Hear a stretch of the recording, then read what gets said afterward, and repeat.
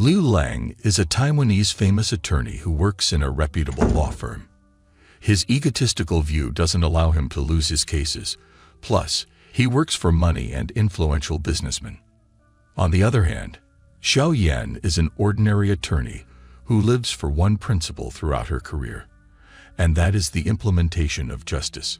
They meet against each other in a civil law case where Xiao Yan's client is the plaintiff.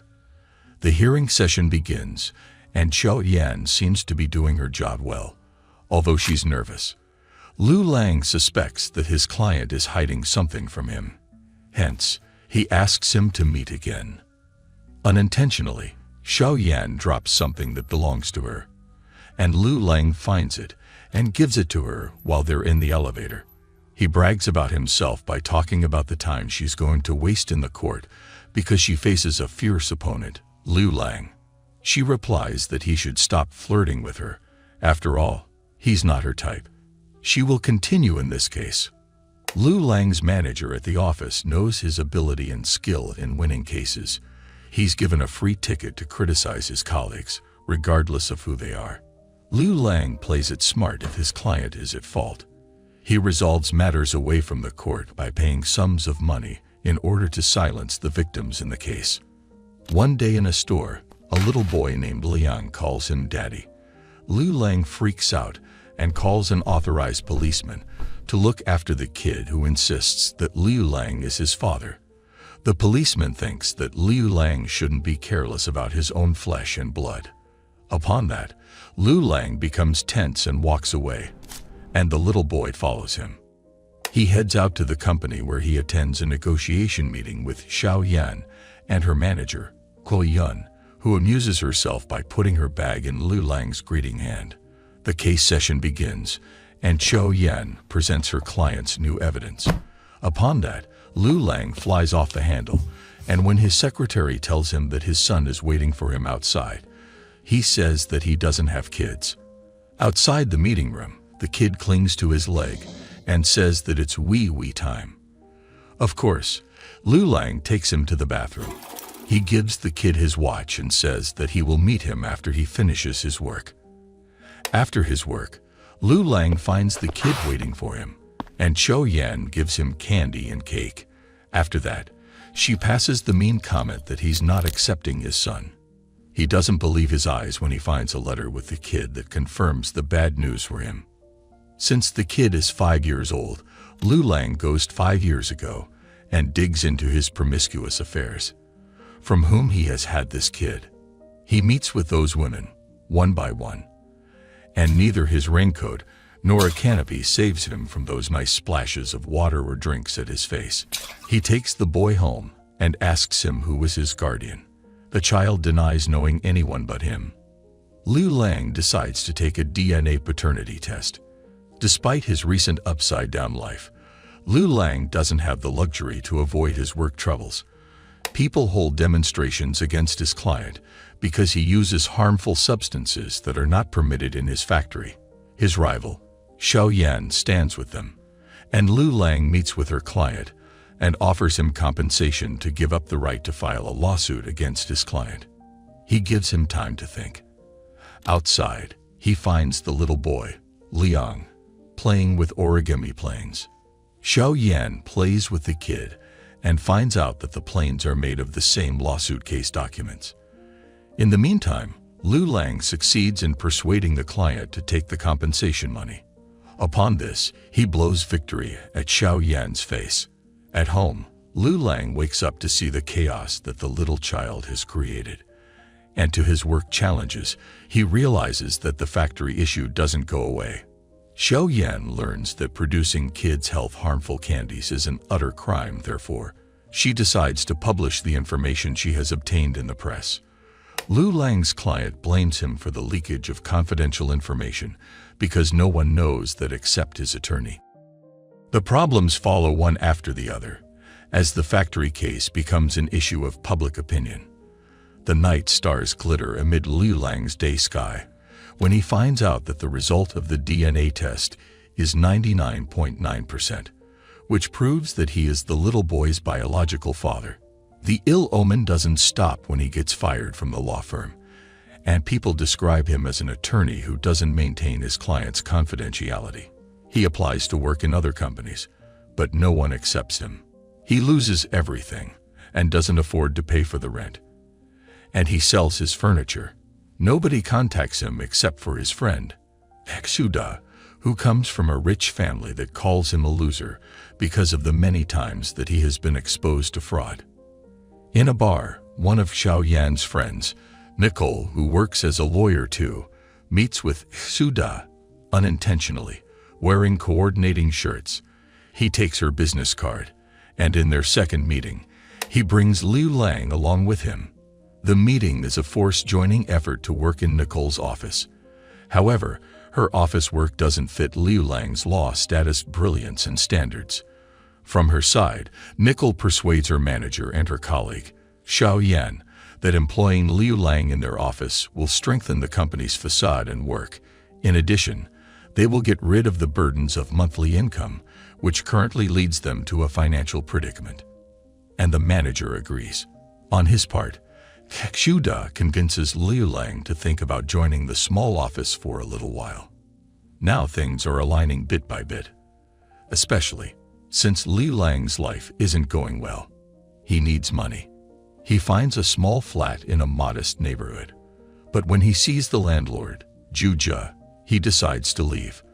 Unlike his little boy who finds a drawing and asks about it, the landlord tells him that it belongs to a girl who used to live here. When Liu Lang learns that the landlord reduced the rent for the previous tenants because of their meager income and difficult living conditions, he, cunningly, hugs his son and whispers in his little ear that he must call him daddy in front of the baldy man. With that little acting, he passes through that soft spot onto the owner to reduce the rent for them. After that, Xiao Yan and Nicole meet with Liu Lang to solve a case in their office for 70% of the money. He signs the deal and meets his client. And when they're together, Xiao Yan argues that all that matters to him in this case is money. However, she cares about achieving justice. In the court, Liu Lang, with a strong grip over the situation, wins the case, the client's satisfaction, and most importantly for him, the money. On the other hand, Xiao Yan finds out a questionable loophole in the same case. After investigating the matter, she discovers that the case covers illegal immigration, and she digs deeper into the influx of the illegal migration of the workers.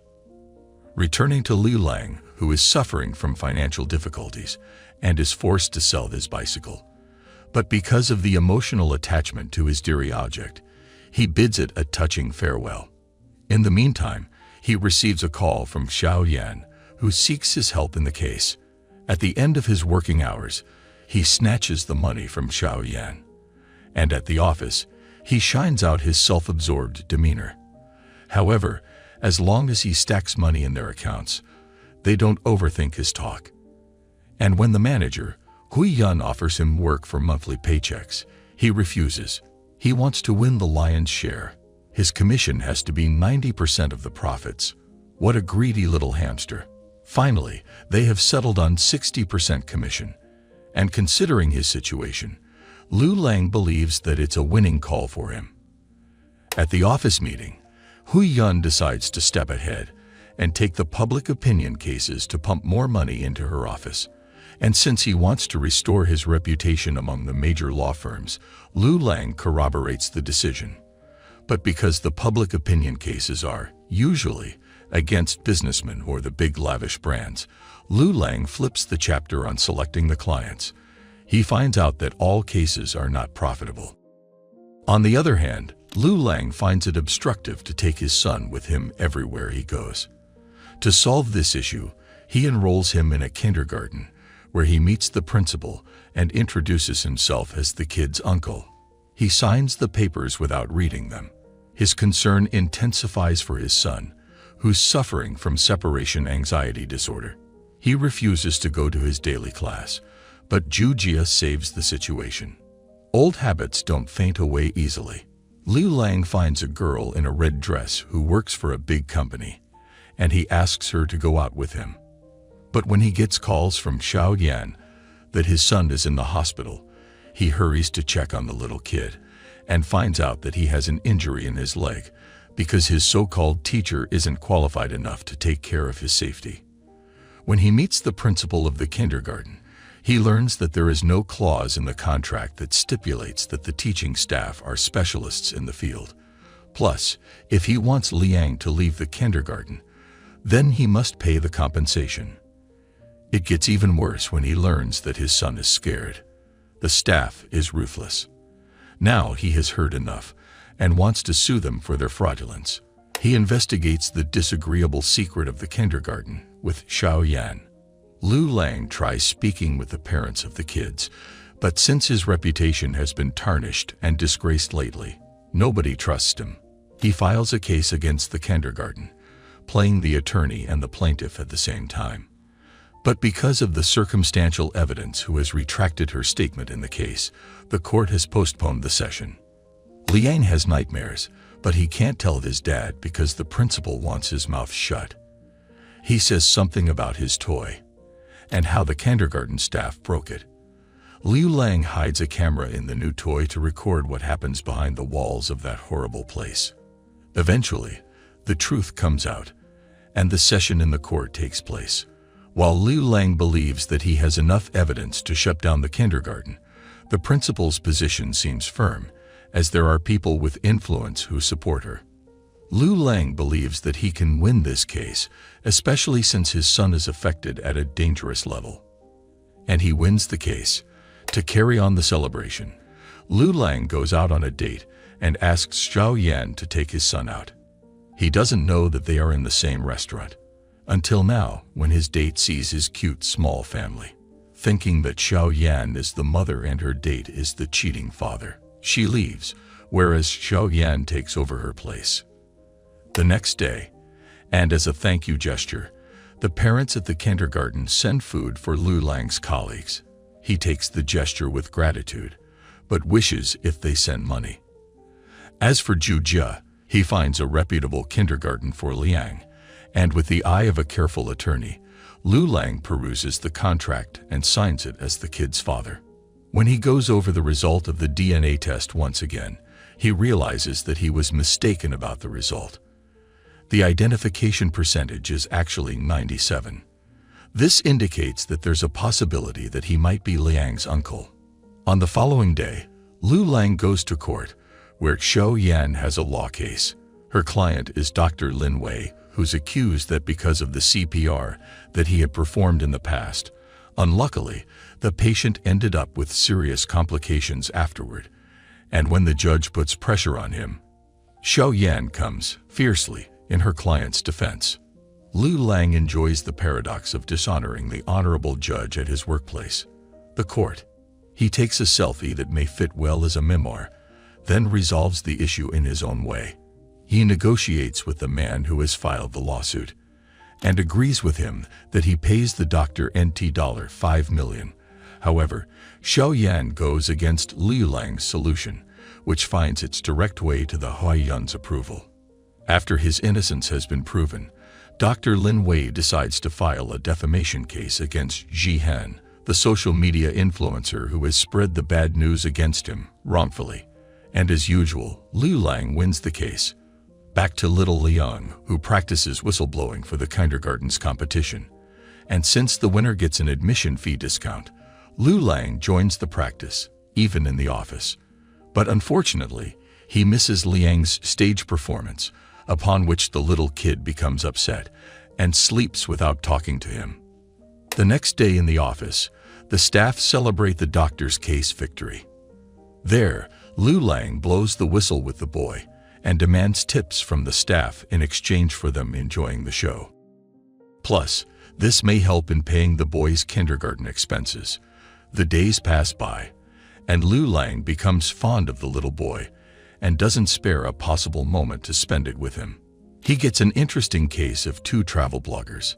5 years ago, the couple went on a bicycle trip in France, where they got in an accident.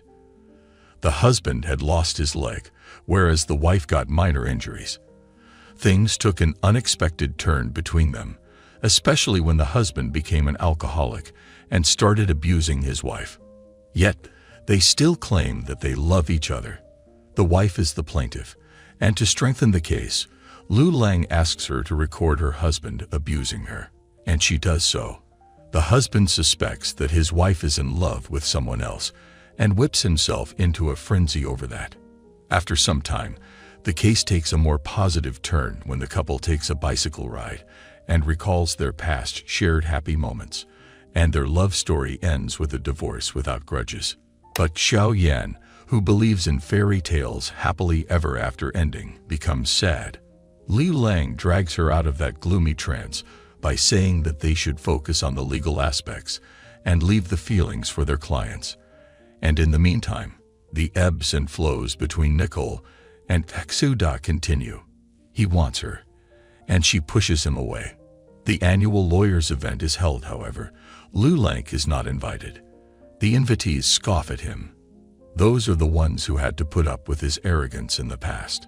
And when Xiao Yan meets with the psychiatrist who says that Liang undergoes an extreme emotional swaying that appears in his drawings, Xiao Yan shows them to Lu Lang, who challenges everyone that the kid lives a healthy life with him.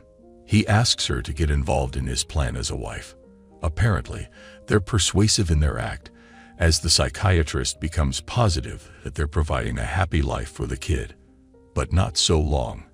The psychiatrist exposes the plot, and Lu Lang explains that the kid needs stability in his life. He promises that he won't spare an effort to draw a smile on the kid's little face. In his work life, Lu Lang gets a violence lawsuit against the pets. His client is an actress who's ready to pay NT $3 million. The number is all that Lu Lang needs to take the case. When he goes deeper, he realizes that the client has suffered PTSD because of a childhood incident in which she got attacked by dogs. The plaintiff is her agency that claims losing its reputation because of the client's violence. But Lu Lang wins the case, and the people's voice as well. The lawsuits come in successive lines. In one of them, Lu Lang looks into a disputing case between two brothers. When one of the brothers knows that the other is an Alzheimer's patient, he gets softer and reconciles with him. One day, Lu Lang decides to take Liang on a trip to his hometown. And aboard the bus, he finds out that Xiao Yan shares the same trip with them. He wants to see if any of his family members resemble Liang's features, and when he asks his mother, she confirms that he looks like him. He returns with zero progress. But that isn't the case in his office. Lu Lang becomes mesmerized because of a little kid who files an emancipation lawsuit against his parents. The 11-year-old kid is a university genius student, a music composer, and other creations of his own. But Lu Lang doesn't take his case seriously and sends him back. And since Liang's kindergarten has arranged a bicycle road race, Lu Lang trains the little kid, especially since the reward is NT $8,000 for the winner. When Lu Lang goes to his office, he finds the same little genius who asks for his help. He plays the rock-paper-scissors game, upon which they will move forward in the case if the boy wins. But if Lu Lang wins, then the kid must return without coming back this time. The game begins, and the boy wins at first, but Lu Lang shakes the odds in his favor and wins the game. He calls the parents, who express their gratitude and want Lu Lang to watch over their son. They seal the deal by offering him a fat money envelope.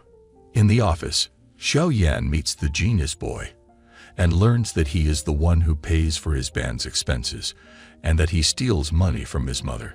But the boy assures her that he will return all that money to his mother after publishing his songs. The kid asks her not to tell his parents. However, Lu Lang informs the parents, who come immediately and take the boy. After some time, the parents tell their son about the piano-playing competition, and the boy refuses to participate in it. They once again seek Lu Lang's help to persuade their kid. The kid escapes, and after searching, Lu Lang finds him in the bathroom crying. The kid says that he's fed up with his parents pressuring him, and that he doesn't want to be forced to participate in this competition. As the boy's attorneys, Lu Lang and Xiao Yan object to forcing the boy to participate against his will. In order to convey the message to the parents, they both perform a charade act in which the boy explains his feelings without any external pressure. Here, the parents understand their son and let go of their selfishness. Moving forward to one of the cases where a man files a lawsuit against Xuda, calling him a fraud, even though Xuda has always been a victim of the scammers. And Lu Lang accepts the case. After going deeper into the case and visiting a factory, Lu Lang learns that its owner has sold his ID and lives, right now, as a homeless man there. At the end of their investigation, they solve the case, and apparently, they develop deep feelings for each other. In a child custody case, Xiao Yan hears the mother who doesn't seem well. She abruptly runs and bumps into Lu Lang, hitting him in his nose. This case leads them to the father, who's Lu Lang's previous manager. The father claims that his ex isn't qualified to take care of his child or even come near him. In her past, the mother worked as a model, and they fell in love with each other. But the man started to force her to cut herself out of her friend circle. He abused her verbally and physically. And because of that, she became depressed. Her ex prevented her from seeing her child. At the court, Lu Lang feels the awkwardness of fighting a lawsuit against his previous boss. When they leave the courtroom, he bursts out screaming. Then he becomes calm and says that he's okay now. He appoints a psychiatrist for the mother. In their following court session, the child says that he wants his mother to be away from his father because he always mistreats her and makes her ill. Lu Lang presents the improved psychological condition of his client, which specifies her eligibility to care for the child, and to strengthen her financial position, he proves that she bought a bakery store.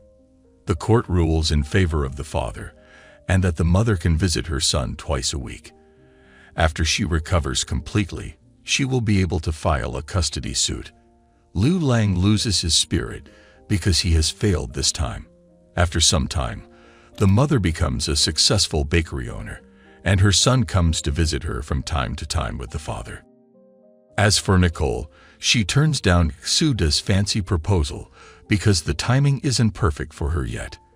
And Lu Lang takes Liang to his grandfather, who becomes amazed because this is the first time he knows that he has a grandson.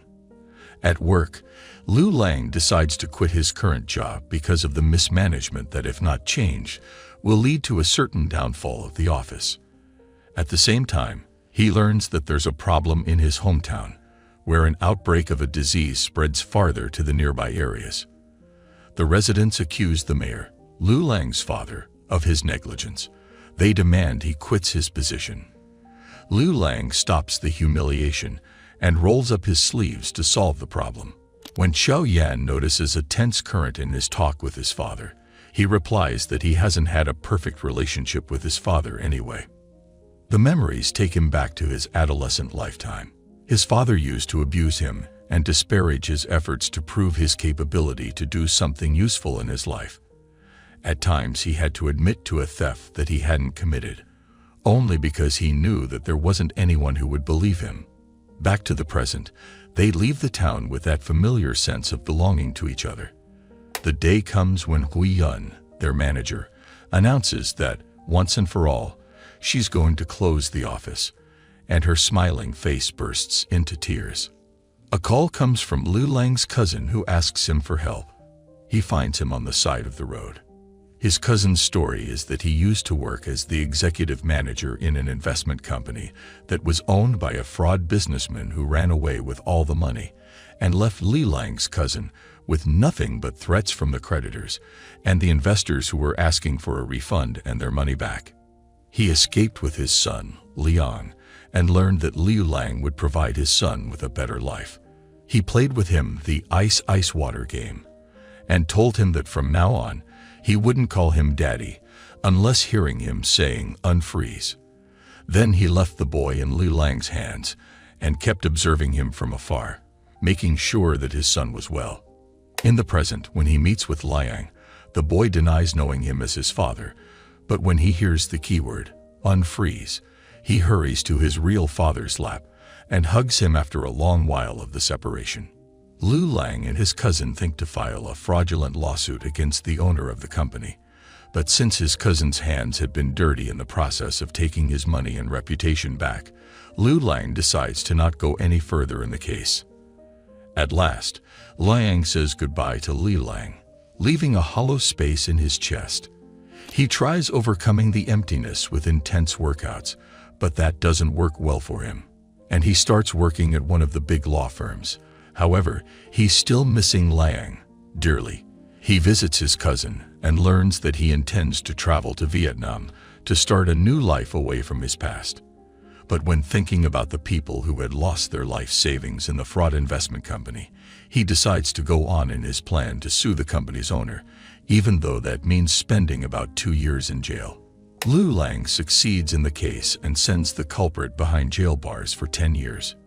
In another part of the story, Hui Yun sells products online, whereas Xiao Yan is still piercing her way through life's ordeals. In the end, each of the characters moves forward to their next life station. Liang travels to Vietnam with his father, and Hui Yun carries on her online business. In the meantime, Xiao Yan becomes a good attorney who carries out her unique walk in life as an advocate for justice on Earth. All those aside, however, Lu Lang, in the center of the plot, plays with the little guy who had shaken his life and turned it upside down to only push it ahead on the authentic real path. Dear viewer, please drop your thoughts in the comments below with #CinemaRecap, and don't forget to press the bell icon. Until next time, stay tuned.